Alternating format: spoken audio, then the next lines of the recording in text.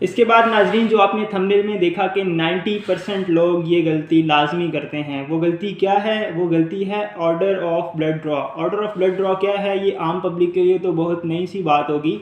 Order of blood draw का मतलब होता है कि ब्लड आपने ड्रॉ कर लिया, उसके बाद जो ब्लड सैंपल की जो ट्यूब्स होती हैं, जो डिफरेंट कलर्स की होती हैं, उसमें कौन से रंग की बोतल में खून सबसे पहले जाएगा और कौन से रंग की बोतल में खून सबसे आखिर में जाएगा, ये एक ऑर्डर है। अगर इस ऑर्डर को आप फॉलो नहीं करेंगे तो आपका ब्लड जो है वो कंटेमिनेट हो जाएगा, आपके ब्लड सैंपल की क्वालिटी वो नहीं रहेगी जो एक एक्यूरेट सैंपल की क्वालिटी को होना चाहिए। तो इस ऑर्डर ऑफ ब्लड ड्रॉ को आम पब्लिक के लिए मैं आपको बता दूं कि आप सिर्फ इतना याद रखें कि जब भी आप किसी भी डॉक्टर के पास जाते हैं, आपके मोर देन 80% जो डॉक्टर्स होते हैं वो नॉर्मली रूटीन के कुछ टेस्ट लिख के देते हैं, जिसमें आपके जिगर का टेस्ट आ जाता है, LFTs गुर्दों का टेस्ट आ जाता है, RFTs इलेक्ट्रोलाइट्स, लिपिड प्रोफाइल, साथ CBC। अब CBC के लिए जो वाइल यूज़ होती है वो होती है पर्पल कलर की, और जो LFTs RFTs इनके लिए जो वाइल यूज़ होती हैं या तो रेड कलर की प्लेन वाइल यूज़ हो रही होती हैं या फिर आपकी येलो कलर की या गोल्डन टॉप वाली जो सीरम की वाइल है वो यूज़ हो रही होती है। तो आपने ध्यान रखना है जब भी आपके ये 3-4 टेस्ट इकट्ठे लिखे हों डॉक्टर ने, तो फ्लेबॉटमिस्ट को चाहिए कि पहले जो भी सैंपल आपका ड्रॉ हुआ है उसको सबसे पहले किस ट्यूब में डालना है, येलो वाली में या गोल्डन वाली में, उसके बाद पर्पल टॉप में ब्लड जाएगा।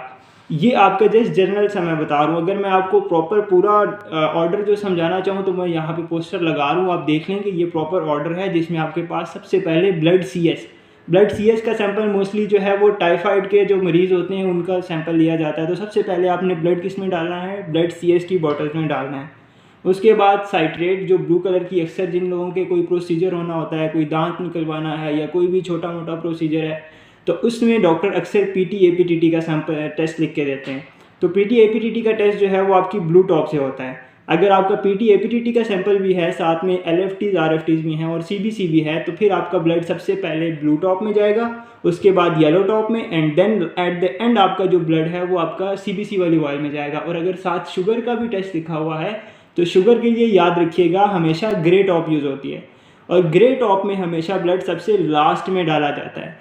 ये वो गलती है जो अक्सर हमारे फ्लेबॉटमिस्ट करते हैं, ख़ास तौर पे सरकारी अस्पतालों में रश बहुत ज़्यादा होता है, फ्लेबॉटमिस्ट जल्दी में होता है, उसको जोन सी ट्यूब मिलती है वो उसमें ब्लड डाल देता है, तो ये ब्लड आपका कंटेमिनेट हो जाएगा अगर प्रॉपर ऑर्डर उसका फॉलो नहीं किया जाएगा।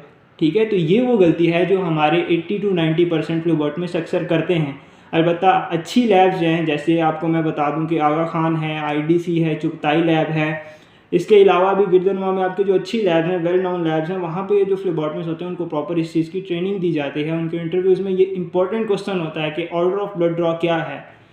तो इस चीज़ का ख़ास ध्यान रखना है आपने, जब भी आप ब्लड सैंपल देने जाएं आपने ध्यान रखना है कि पहले आपके सीरम मीन्स के येलो या रेड वाइल में आपका ब्लड जाएगा, देन आपका CBC पर्पल वाइल में जाएगा, एट द एंड आपका अगर शुगर का भी टेस्ट है तो आपका ग्रे टॉप में जाएगा। ये वो टेस्ट हैं जो नॉर्मली रूटीन में डॉक्टर अक्सर लिखते रहते हैं। इसके बाद आपने ध्यान रखना है कि जब आपका सैंपल निकाल लिया जाए और आपको फ्लेबॉटमिस्ट एक कॉटन दे दे या कोई भी स्वैब दे दे आपके उस जगह पे रखने के लिए जहाँ से उसने प्रिक किया है, तो आपने उस जगह को रब नहीं करना, आपने जस्ट उसके ऊपर प्रेशर डाल के उसको ज़ोर से दबा के रखना है। इससे क्या होगा कि आपका जो खून है वो आना बंद हो जाएगा, आपके उस बाजू जहाँ पे इंजेक्शन लगा है वहाँ पे कोई निशान नहीं पड़ेगा। अक्सर लोगों की स्किन बहुत ज़्यादा सेंसिटिव होती है, उनको जब सुई निकाली जाती है तो वो वहाँ पे बहुत ज़्यादा बड़ा सा निशान डल जाता है ब्लू कलर का, जिसको कहते हैं हेमाटोमा। तो आप जब उसको दबा के रखेंगे तो आपका वो निशान नहीं डलेगा। अक्सर आपने देखा होगा कि घरों में जब बच्चे गिर जाते हैं या कोई भी उनको चोट लगती है तो माएँ कोई कपड़ा ला के ज़ोर से दबा के रख देती हैं। इससे क्या होता है कि वो फिर जगह सूजती नहीं है। सेम वही प्रोसीजर आपका यहाँ पे भी होगा कि आपने उस जगह को कम से कम 30 सेकंड के लिए ज़ोर से ऐसे दबा के रखना है। जब आप दबा के रखेंगे तो आपका ब्लड क्लॉट हो जाएगा, आपका ब्लड नहीं निकलेगा।